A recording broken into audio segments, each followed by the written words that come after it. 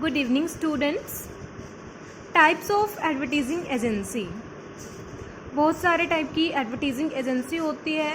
हमने अपनी रिक्वायरमेंट के अकॉर्डिंग इनका सिलेक्शन करना होता है। जो हमारी नीड को कंप्लीट करेगी उसी का हम सिलेक्शन कर लेते हैं। First one is in house agency. In house agency को इंटरनल एजेंसी भी बोला जा सकता है, क्योंकि ये बिजनेस के अंदर ही एस्टेब्लिश करता है एक बिजनेसमैन। एडवर्टाइज़र जो होगा इसको खुद सेट करेगा बिजनेस के अंदर, तो इसकी जो ऑनरशिप होती है वो बिजनेस के पास ही होती है, बिजनेस ही इसको कंट्रोल करता है। जो इंटरनल एजेंसी है बिजनेस को दो तरीके से प्रॉफिट प्रोवाइड करवाएगी। फर्स्ट तो यही है कि हमने अगर अपनी ऐड देनी है उसको वो अच्छे से देगी। जितना ज़्यादा हम अपने काम को कर सकते हैं कोई दूसरा नहीं कर सकता। भले ही हम किसी अच्छी से अच्छी एक्सटर्नल एड एजेंसी का यूज़ करें, लेकिन वो उतना ज़्यादा अच्छा काम हमारे लिए नहीं कर सकती जितना अच्छा काम हम खुद अपने लिए करेंगे। दूसरा ये कि सिर्फ हमारी जो एड एजेंसी है हमारे लिए ऐड नहीं देती, वो ऐसे एडवर्टाइज़र के लिए भी ऐड देती है जो हमारे कॉम्पिटिटर नहीं हैं, क्योंकि हमारी एड एजेंसी के पास में बहुत सारा टाइम हमारी ऐड देने के बाद में बच जाता है। ये नहीं होता है कि हमारे बिजनेस की ऐड एजेंसी हो तो वो सिर्फ हमारे लिए काम करेगी, वो किसी दूसरे ऐसे एडवर्टाइज़र के लिए काम कर सकती है जो हमारा कॉम्पिटिटर ना हो। तो ये हमारे लिए एक इनकम का सोर्स भी है। Second, full service agency. संपूर्ण सेवाएं देने वाली एजेंसियां। ये वो एजेंसी होती है जो ऐड रिलेटेड सारे वर्क करती है। ऐड से रिलेटेड अगर सारे वर्क एक ही एजेंसी करती है तो उसको फुल सर्विस एजेंसी बोला जाता है। वो ऐड से रिलेटेड वर्क तो करेगी ही करेगी, साथ में जो हमने एजेंसी के एक्स्ट्रा वर्क किए थे, इसके फंक्शन जब हमने किए थे तो पढ़ा था कि ये मार्केटिंग की रिसर्च करती है, कॉम्पिटिटर की रिसर्च करती है, कस्टमर के बारे में नॉलेज कलेक्ट करती है, तो ये वाले काम भी ये करती है। Third, special services agency. इसमें तो हमने देखा कि सारे टाइप की सर्विसेज प्रोवाइड करवाएगी ऑर्गेनाइजर को, बट ये वाली जो एजेंसी है ये स्पेशलाइज्ड होती है किसी एक एक्टिविटी में। फॉर एग्जांपल सिर्फ पैकेज डिज़ाइन करती है, हो सकता है सिर्फ कस्टमर की रिसर्च करती हो सकता है कि ये ओनली प्रेजेंटेशन करती हो सकता है कि ये एडवर्टीजमेंट जो इवैल्यूएशन है वो काम अच्छे से करती हो। तो ये सारी सर्विसेज प्रोवाइड ना करके किसी एक या दो एक्टिविटी को अच्छे से करने के लिए स्पेशलाइज्ड होती है। Then creative boutique.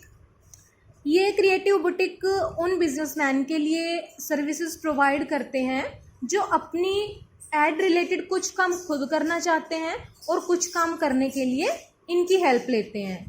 अब हम जो इजी वर्क है वो तो खुद कर सकते हैं। अब हम चाहते हैं कि हमारी जो एडवर्टीजमेंट है उसमें कुछ एक्स्ट्रा यूनिक डाला जाए, कुछ क्रिएटिविटी डाली जाए, तो हमारा बिजनेस खुद वो काम नहीं कर सकता, तो वो इसकी रिस्पॉन्सिबिलिटी क्रिएटिव बुटीक को दे देगा। जो सिंपल वर्क है वो तो हम खुद कर लेते हैं, बट जो क्रिएटिव नेचर की एक्टिविटी हमने अपनी एडवर्टीजमेंट में डलवानी है उसकी रिस्पॉन्सिबिलिटी हम क्रिएटिव बुटीक को दे देंगे। फॉर एग्जांपल जैसे कि मीडिया का सिलेक्शन करना है, टाइम शेड्यूलिंग करनी है, या अपने एडवर्टीजमेंट की इवैल्यूएशन करनी है, ये वाला काम तो बिजनेसमैन खुद कर लेता है, बट उसको कुछ एक्टिविटी में स्पेशलाइजेशन नहीं होता जो क्रिएटिव टाइप के वर्क होते हैं। क्रिएटिविटी करने के लिए स्पेशलाइज्ड पर्सन चाहिए होते हैं जो हमारे बिजनेस में नहीं होते। Then local ad agency.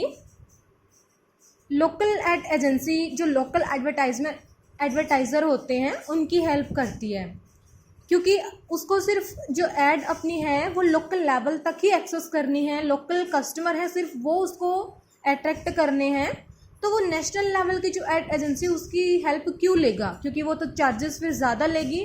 हमारे पास इतना पैसा नहीं है और हम एक्स्ट्रा भी पे क्यों करें जब हमारा काम सिर्फ लोकल लेवल तक ही ऐड देने का है। तो लोकल लेवल तक ही ऐड देने का जो काम है वो लोकल ऐड एजेंसी हमारे लिए करती है।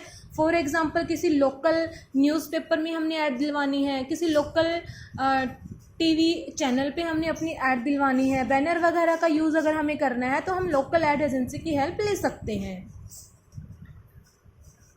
Then media buying agency, media क्रय एजेंसियाँ।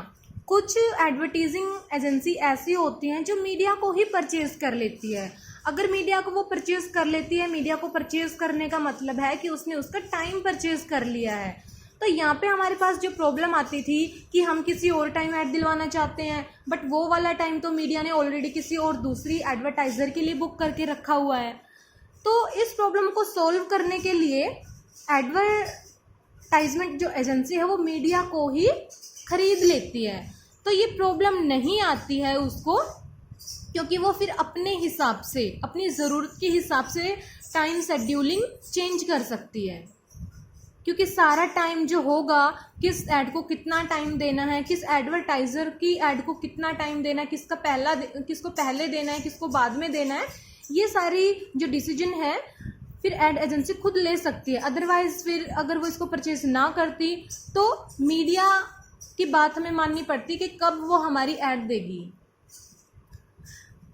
Last, industrial advertising agency. ये इंडस्ट्रियल टाइप के हमारे जो गुड्स होते हैं, जो प्रोडक्ट्स होते हैं, उनकी ऐड देती है। ये सिंपल ऐड एजेंसी से काफ़ी ज़्यादा एक्सपेंसिव होती है, बिकॉज ये जो प्रोडक्ट हैं ये भी एक नॉर्मल कंज्यूमर जो गुड्स होते हैं वो उससे एक्सपेंसिव होते हैं। इसमें ज़्यादा टेक्निकल एबिलिटी की ज़रूरत होती है, ज़्यादा क्रिएटिविटी की ज़रूरत होती है, और ये इसीलिए चार्जेस ज़्यादा लेती है। Then selection of advertising agency. अभी अभी हमने देखा कि बहुत सारे टाइप की एड एजेंसी होती है, बट हमारी नीड के अकॉर्डिंग हम किसी एक का ही सिलेक्शन करेंगे। तो सिलेक्शन करते टाइम कुछ फैक्टर हमारे होते हैं जिनके बेस पे हम डिसीजन लेते हैं कि कौन सी एड एजेंसी हमारे लिए सही है। First, location. सबसे पहले हम लोकेशन देखते हैं कि जो एड एजेंसी है वो हमारे बिजनेस के पास है या दूर है। ऐसा नहीं होता कि हमने एड एजेंसी को अपनी ऐड दिलवाने के लिए एक बार रिस्पॉन्सिबिलिटी दे दी और चार्जेस पे कर दिए, दोबारा हमने उसके साथ कम्युनिकेट करना ही नहीं। बार बार हमने कम्युनिकेट करना पड़ता है डिसीजन लेने के लिए, तो मीटिंग्स वगैरह रखनी पड़ती हैं। और कुछ एडवर्टाइजिंग जो एड एजेंसी होंगी इन मीटिंग्स के लिए अलग से फीस लेती है। तो यहाँ पे अगर वो बहुत ज़्यादा दूर होगा तो जितना ज़्यादा दूर होगा हमारे चार्जेस उतने ही ज़्यादा बढ़ जाएंगे। तो हम यही देखेंगे कि ऐसी एजेंसी का हम सिलेक्शन करें जो हमारे बिजनेस के पास हो। साइज़, हम साइज़ देखते हैं एड एजेंसी का। छोटी एजेंसी अगर है तो उसके कस्टमर कम मिलेंगे, तो इट मीन्स वो हमें पर्सनल अटेंशन ज़्यादा दे पाएगी, क्योंकि कस्टमर ही उसके पास कम है, वो हमें पर्सनल अटेंशन दे पाएगी अच्छे से। हमारे रिलेशन फिर उसके साथ में अच्छे बनेंगे।